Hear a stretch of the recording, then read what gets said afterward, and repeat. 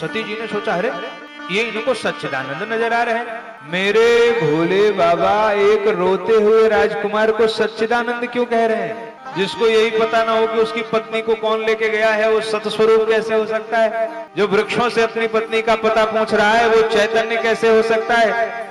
और जिसकी आंखों से झरझर अश्रुपात हो रहा हो, वो आनंद स्वरूप कैसे हो सकता है? रावण मारीच को लेकर के आया, मारीच सोने का मृग बन गया और भगवान राम उसको मारने दौड़े। रावण ने सीता जी का हरण कर लिया और जब रावण ने सीता जी का हरण किया तो भगवान रोने लगे।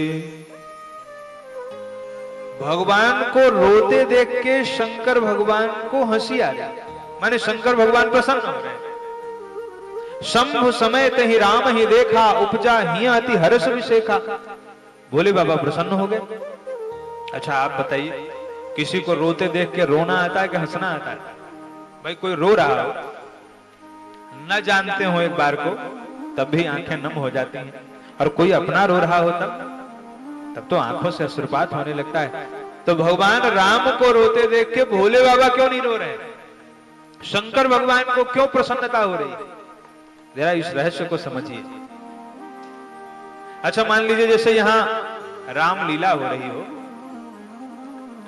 कोई भरत बन के ऐसा अभिनय करे कि उसके अभिनय को देख के आप सब रोने लगे, सारे श्रोता रोने लगे, लेकिन उस भरत बने पात्र का मित्र अगर पर्दे के पीछे होगा तो वो मित्र हंसेगा कि रोएगा? बताना ईमानदारी से। वो मित्र तो मुस्कुराएगा ही। मित्र पर्दे के पीछे कहेगा, बारे मित्र क्या अभिनय किया तुमने, सबको रुला के रख दिया।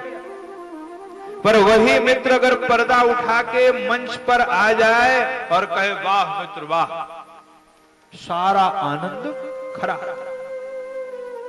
क्यों? क्योंकि अभी रामलीला चल रही है, अभी बीच में आ जाएगा तो सब रसभंग हो जाएगा। शंकर भगवान है राम जी के मित्र, और जब छोटी छोटी लीला होती है तो छोटा छोटा मंच बनता है, पर जब हमारे प्रभु राम लीला करने के लिए आते हैं तो ये पूरी पृथ्वी ही भगवान का रंगमंच बन जाती है, पूरी पृथ्वी। तो भगवान राम कर रहे हैं लीला, राम लीला, और पर्दे के पीछे भोले बाबा को हंसी आ रही है, वाह मित्र वाह, क्या अभिनय किया कि सब जड़ और चैतन्य को रुला करके रख दिया आपने। धन्य हो आपकी, धन्य हो आपकी। जय जयकार करते हुए शंकर भगवान वहां से चल रहे हैं।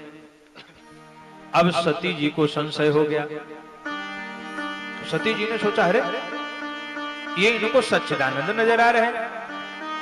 मेरे भोले बाबा एक रोते हुए राजकुमार को सच्चिदानंद क्यों कह रहे हैं? जिसको यही पता ना हो कि उसकी पत्नी को कौन लेके गया है, वो सतस्वरूप कैसे हो सकता है? जो वृक्षों से अपनी पत्नी का पता पूछ रहा है, वो चैतन्य कैसे हो सकता है?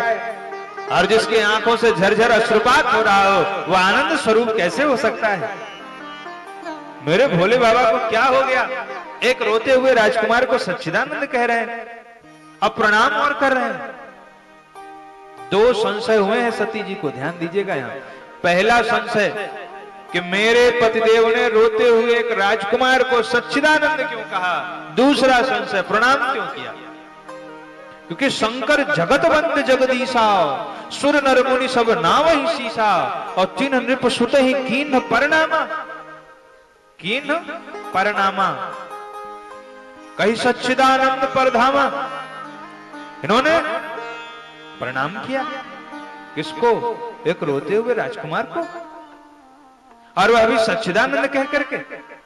संशय हो गया सती जी को। अब भोले बाबा ने खूब समझाया, पर सती माता को समझ में नहीं आया। तो भोले बाबा ने कहा, देवी अगर मेरे कहने से भी संशय नहीं जा रहा है ना, तो जाके परीक्षा लेके देख लो, दूध का दूध पानी का पानी हो जाएगा।